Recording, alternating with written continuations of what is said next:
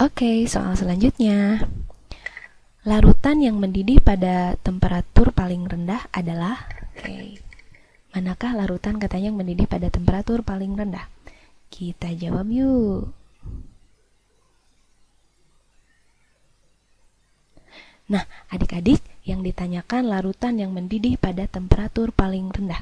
Oke, maka sifat koligatif larutannya adalah, kalau ini ada kata mendidih, maka sifat koligatif larutannya adalah delta TB. Delta TB itu betul kenaikan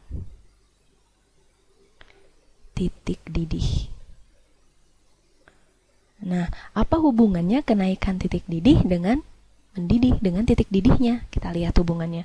Hubungannya berbanding lurus atau berbanding terbalik ya. Yuk, kakak berikan contoh di sini. Oke, kalau misalkan delta TB-nya 5, air itu kan mendidih pada suhu berapa? 100 derajat Celcius ya.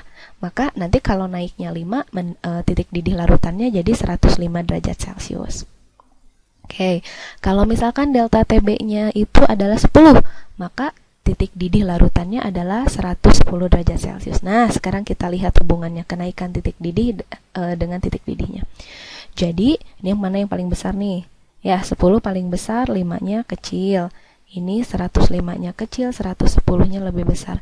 Jadi adik-adik bisa lihat, kalau kenaikan titik didihnya kecil, maka larutan itu mendidih pada temperatur rendah. Sedangkan kalau kenaikan titik didihnya besar, maka titik didih larutannya juga akan besar. Nah, berarti kenaikan titik didih itu berbanding lurus dengan titik didihnya. Berarti kalau ditanya mana yang memiliki temperatur paling rendah, adik-adik harus mencari yang delta TB-nya paling rendah. Oke.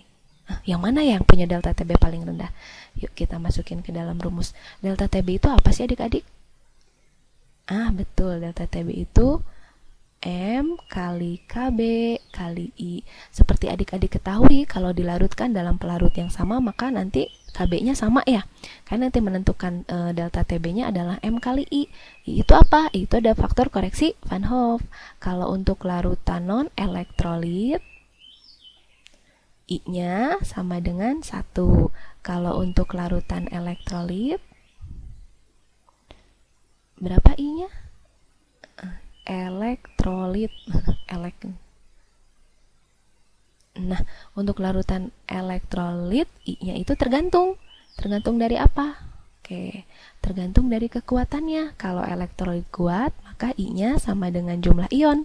Kalau elektrolit lemah, maka I-nya sama dengan 1 ditambah N-1 dikalikan alfa. Dia punya derajat ionisasi.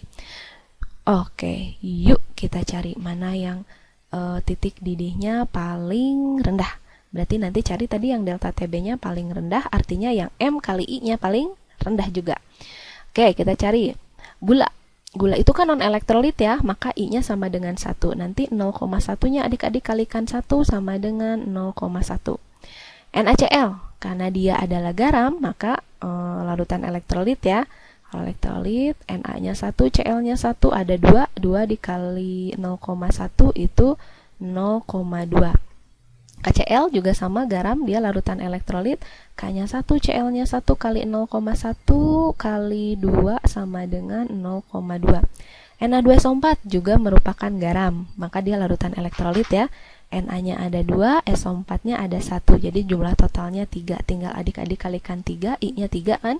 Berarti sama dengan 0,3. ZnSO4, Zn-nya ini bukan larutan elektrolit juga, ini garam, Zn-nya ada 1, SO4-nya ada 1, jadi jumlahnya 2. Tinggal adik-adik kalikan molalitasnya kali 2, jadi 0,2. Nah, adik-adik cari yang delta TB-nya paling rendah, berarti yang M kali I-nya juga paling rendah mana? Nah, ini yang 0,1. Jadi jawabannya yang A.